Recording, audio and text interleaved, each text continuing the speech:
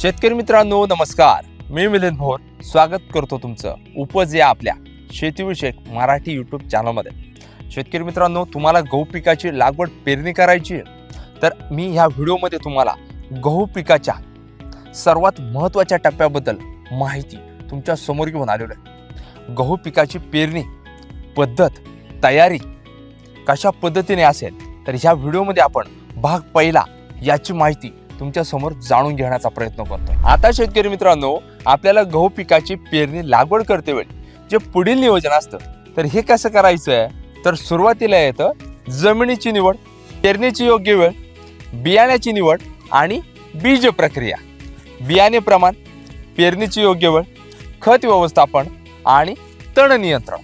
तर याचीच आता आपण टप्प्याटप्प्यानुसार माहिती जाणून घेण्याचा प्रयत्न करतोय। जमिनीची निवड आणि जमीन तयार कशा पद्धतीने करायची। जे काही आपल्या शेतामधील आधी केलेलं पीक आहे हे काढल्यानंतर आपल्याला आपली जमीन नांगरून घ्यायची आहे आणि आपलं रान तयार करून घ्यायचं आहे, रोटावेटर मारून घ्यायचं आहे। आता शेतकरी मित्रांनो, गहू पिकाची लागवड पेरणी करतेवेळी आपल्याला जमिनीची निवड करावी लागते। मध्यम, हलकी, काळी, भारी ह्या ज्या काही जमिनीचे प्रकार आहे, मातीचे प्रकार आहे, या जमिनीमध्ये आपण गहू पिकाची लागवड पेरणी करू शकतो आणि भरपूर असं गहू पिकाचं उत्पादन मिळू शकतो। शेतकरी मित्रांनो, गहू पिकाची नेमकी पेरणी लागवड करतेवेळी योग्य वेळ आहे तरी कशी तर महाराष्ट्र राज्यामध्ये 15 ऑक्टोबर पासून नोव्हेंबर महिन्याच्या पहिल्या हप्त्यापर्यंत आपण गहू पिकाची लागवड पेरणी केल्यास पुढे जाऊन आपल्याला भरपूर उत्पादन मिळतं। शेतकरी मित्रांनो, गहू पिकाची लागवड पेरणी करतेवेळी व्हरायटी बियाण्याची निवड करावी लागते आणि बीज प्रक्रिया करावी लागते। तर सुरुवातीला आपण गहूच्या ज्या व्हरायटी आहे ह्या जाणून घेऊया। पहिली महत्त्वाची व्हरायटी म्हणजे मुकुट। या गहू बियाण्याची व्हरायटीची आपण लागवड पेरणी करू शकतो। याचा कालावधी 110 ते 115 दिवसांचा कालावधी आहे। याचे एकरी उत्पादन 18 ते 20 क्विंटल याप्रमाणे झालेलं बघायला मिळतं। त्यानंतर दुसरी गहू पिकाची व्हरायटी बियाणं म्हणजे लोक 1। याचा कालावधी 110 ते 115 दिवसांचा आणि याचं एकरी उत्पादन 20 ते 22 क्विंटल याप्रमाणे झालेलं बघायला मिळतं। त्याच्यानंतर जे गहू पिकाचं तिसरं महत्त्वाचं वाण व्हरायटी बियाणं आहे तर ते म्हणजे अजित 102। या वाणाचा कालावधी 100 ते 103 दिवसांचा आहे आणि याचे एकरी उत्पादन 18 ते 20 क्विंटल झालेलं बघायला मिळतं। शेतकरी मित्रांनो, गहू पिकाचं पुढचं वाण व्हरायटी बियाणं तुम्हाला सांगायचं झालं तर अंकुर केदार। या वाणाची लागवड पेरणी करू शकता। त्याचा कालावधी 110 ते 115 दिवसांचा, याचं एकरी उत्पादन 18 ते 22 क्विंटल याप्रमाणे होतं। त्याच्यानंतर गहू पिकाचं शेवटचं टॉप महत्त्वाचं बियाणं व्हरायटी सांगायची झाली फुले समाधान। याचा देखील कालावधी 100 ते 115 दिवसांचा आहे आणि याचं देखील उत्पादन आपल्याला 18 ते 20 क्विंटल याप्रमाणे झालेलं बघायला मिळतं। पण ह्या गहू पिकाची लागवड पेरणी करतेवेळी आपल्याला ह्या बियाण्याला बीज प्रक्रिया तितकीच महत्त्वाची ठरते।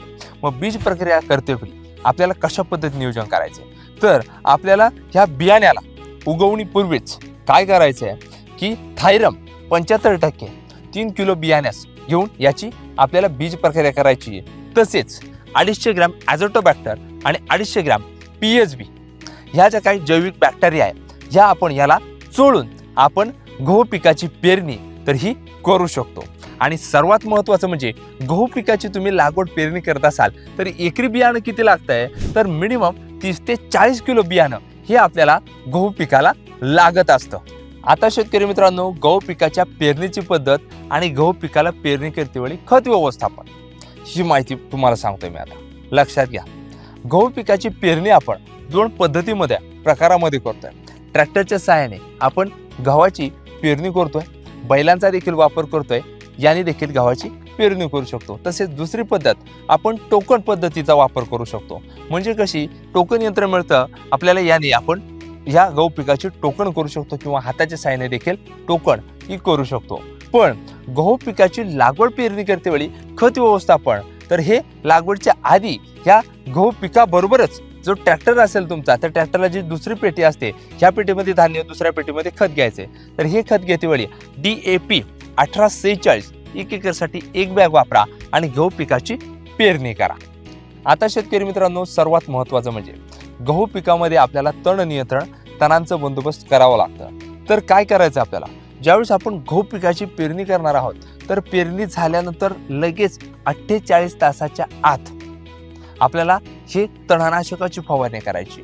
पेंडामेथिलिन हे जे काही तणनाशक आहे तर हे घ्यायचे आपल्याला, यानी याची दाट फवारणी आपल्या गहू पिकामध्ये करणं गरजेचं आहे। प्रति एकरासाठी 700 ते 1000 मिली याप्रमाणे 150 ते 200 लिटर पाण्यामध्ये घेऊन आपण याची तण नियंत्रण तणनाशक फवारणी करायची आहे आणि तणांवर आधीच बंदोबस्त मिळवायचा आहे। त्यामुळे शेतकरी मित्रांनो, गहू पिकाची लागवड पेरणी पद्धत भाग पहिला ही जर आपली माहिती तुम्हाला आवडली, येणाऱ्या काळामध्ये गहू लागवड पेरणी झाल्यानंतर भाग दुसरा कशा पद्धतीने असेल याचं स्वरूप तुमच्या समोर व्हिडिओ स्वरूपात येणार आहे।